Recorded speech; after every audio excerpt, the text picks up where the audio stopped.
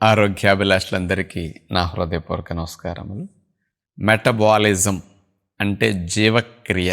మన శరీరములో జరిగే క్రియని మెటబాలిజం అంటారు. అంటే మనం తీసుకున్న ఆహార పదార్థాలు ప్రాణవాయు సమక్షంలో కణాల్లో మండటం, హీట్ ప్రొడ్యూస్ అవటం, ఆ వేడి, ఆ హీటే ఎనర్జీ. దాంతో మనం పని చేసుకుంటున్నాం, బ్రతుకుతున్నాం. హీట్ ప్రొడ్యూస్ అయినప్పుడు వేస్ట్ రిలీజ్ అవుతుంది. ఆ వేస్ట్ అక్కడి నుంచి కణంలోంచి బయటకు పోవటం.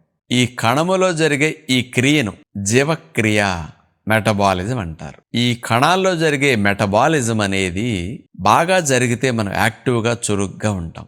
ఆ మెటబాలిజం స్లో డౌన్ అయితే మనం డల్గా, బద్ధకంగా, కాస్త శరీరం మీద కోల్పోయినట్టు, ఎప్పుడు ఏమి చేయలేనట్టుగా అట్లా వీక్ అయిపోతాం, బరువు పెరిగిపోతాం.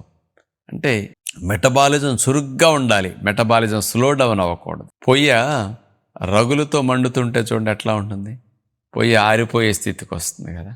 ఆరిపోయినప్పుడు తొందరగా అంటుకోదు, వేడి రాదు, బూడిద బొగ్గు ఎక్కువ అవుతూ ఉంటుంది, మనకు కనపడుతుంది. అందుకని హీట్ రాదు పొయ్యి ఆరిపోయేటప్పుడు. అట్లాగే మెటబాలిజం స్లో అవుతుంటే మనకి ఎనర్జీ ప్రొడక్షన్ సరిగా ఉండదన్నమాట. మెటబాలిజంని స్లో డౌన్ చేసే 7 ఏవో ఇప్పుడు మనం తెలుసుకోబోతున్నాం. మొట్టమొదటిది డీహైడ్రేషన్, నీరు సరిగా త్రాగకపోవటం. మరి నాకేం డీహైడ్రేషన్ లేదని నేను నీళ్లు తాగుతాను కదా అని మీరు అనుకుంటున్నారు. మీకు ఇష్టమైనన్ని నీళ్లు మీరు తాగుతున్నారు, మీకు అవసరమైనన్ని త్రాగుతున్నారా అని ఒక్కసారి మిమ్మల్ని మీరు ప్రశ్నించుకోవాలంటానే. మనలో మెటబాలిజం సజావుగా జరగాలంటే గాలి, నీరు, ఆహారం, ఈ 3 కావాలి. ఈ 3 ఏ మోతాదులు ఏదెంత కావాలి అని ఒక్కసారి ఆలోచిస్తే అన్నిటికంటే గాలి ఎక్కువ కావాలి, దాని తర్వాత నీరు కావాలి, దాని తర్వాత ఆహారం కావాలి. ఇది ఆర్డర్.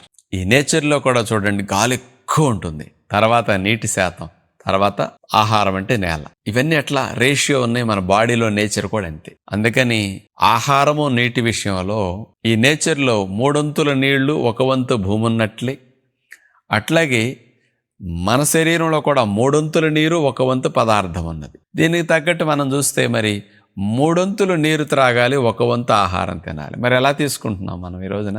రివర్స్ చేసాం. 3 వంతులు తిండి తింటున్నాం, 1 వంతు నీళ్లు తాగుతున్నాం. అయినా నాకు బాడీ డీహైడ్రేషన్ లేదని మనం అనుకుంటున్నాం. ఈ డీహైడ్రేషన్ వల్ల, నీరు తక్కువ తాగటం వల్ల మెటబాలిజం కుంటుపడుతుంది, స్లో డౌన్ అయిపోతుంది. ఎందుకంటే మనలో జీవక్రియ సజావుగా సాగటానికి pH అనేది కరెక్ట్గా ఉండాలి. మన బాడీలో pH 7.4 అట్లా కరెక్ట్గా ఉండాలి. ఇలా ఉండాల్సింది మనం నీళ్లు తక్కువ తాగేసరికి మనలో pHలో వ్యత్యాసాలు వచ్చేస్తాయి, ఎసిడిక్గా మారిపోతుంది. ఆల్కలైన్ pH ఉండాల్సింది ఆమ్లత్వంలోకి మారిపోతుంది. అందుకనే ఎసిడిక్ pH అయినప్పుడు మెటబాలిజం ఎఫెక్ట్ అవుతుంది. అందుకని నీళ్ళు 4-5 లీటర్లు తాగటం మొట్టమొదటిగా గుర్తుపెట్టుకోవాలి. ఇక రెండోది, నిద్ర సరిగా లేకపోవటం వల్ల మెటబాలిజం స్లో డౌన్ అయిపోతుంది. నిద్రకి దీనికి సంబంధం ఏమిటంటే, మెలటోనిన్ హార్మోన్ నిద్ర బాగా పోయినప్పుడు రిలీజ్ అవుతూ ఉంటుంది. ఈ మెలటోనిన్ హార్మోన్ బాగా ఉంటే మెటబాలిజం యాక్టివ్గా ఉంటుంది. బాడీని రిఫ్రెష్ చేయడానికి, రీఛార్జ్ చేయడానికి, యాక్టివ్గా, హెల్తీగా ఉంచడానికి మెలటోనిన్ కావాలి. నిద్ర సరిగా లేని వారందరికీ మెలటోనిన్ తగ్గిపోయి మెటబాలిజం స్లో డౌన్ అయిపోతుంది. ఇక మూడవది, పోషకాలు లేని తెల్లటి పిండి పదార్థాలు, వైట్ ప్రొడక్ట్స్ ఎక్కువ తినేయటం. తెల్లటి బియ్యము, తెల్లటి పంచదార, మైదా, బొంబాయి రవ్వ, ఉప్పుడు రవ్వ, కార్న్ఫ్లోర్, ఇలాంటి రిఫైన్డ్ కార్బ్స్, ఎక్కువ వైట్ ప్రొడక్ట్స్ తినటం వల్ల ఎందుకు స్లో డౌన్ అవుతుంది మెటబాలిజం?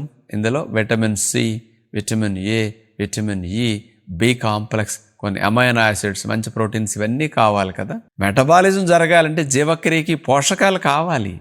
మరి ఇవన్నీ లేని ఆహారం తింటాం.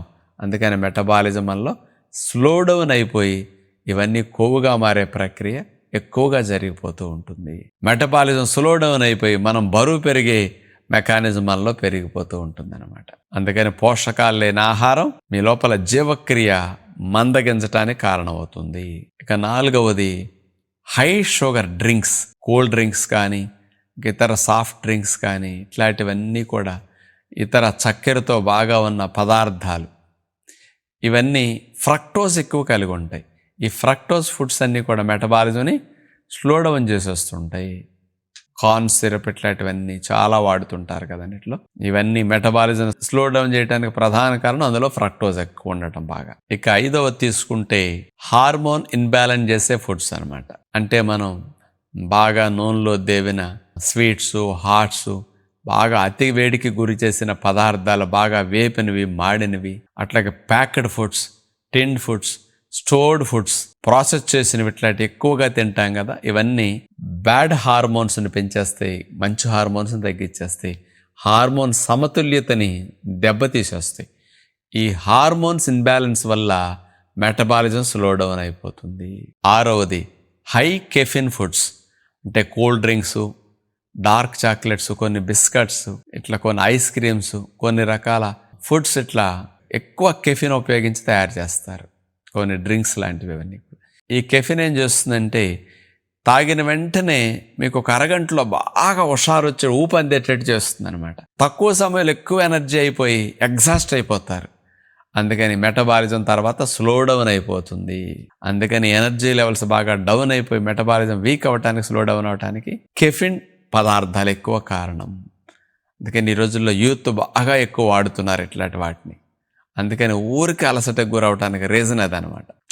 ఇక చివరి 7వ కారణం తీసుకుంటే కొన్ని రకాల డ్రగ్స్, కొన్ని రకాల స్టెరాయిడ్స్ కానీ, కొన్ని రకాల యాంటీబయాటిక్స్ మన లోపల మెటబాలిజంను స్లో డౌన్ చేసి అక్కడి నుంచి చూడండి చాలామంది నేను మందులు వాడిన దగ్గర నుంచే ఊరికే బరువు పెరిగిపోయానండి, సంవత్సరంలో 10 కేజీలు పెరిగిపోయానండి మందులు వాడాక అంటుంటారు కదా. చేత మెయిన్ కొంతమంది వాడే మందులు ఇలాంటివి. ఇప్పుడు 7 కారణాల్లో మనలో మెటబాలిజం స్లో డౌన్ చేసి మనం కాస్త బరువు పెరిగిపోయేటట్టు చేసి నీరసంగా, నిస్సత్తుగా, శరీరంతో ఏ పని చేయటానికి నా వల్ల కాదన్నట్టుగా తయారవటానికి ఇవన్నీ కారణాలు.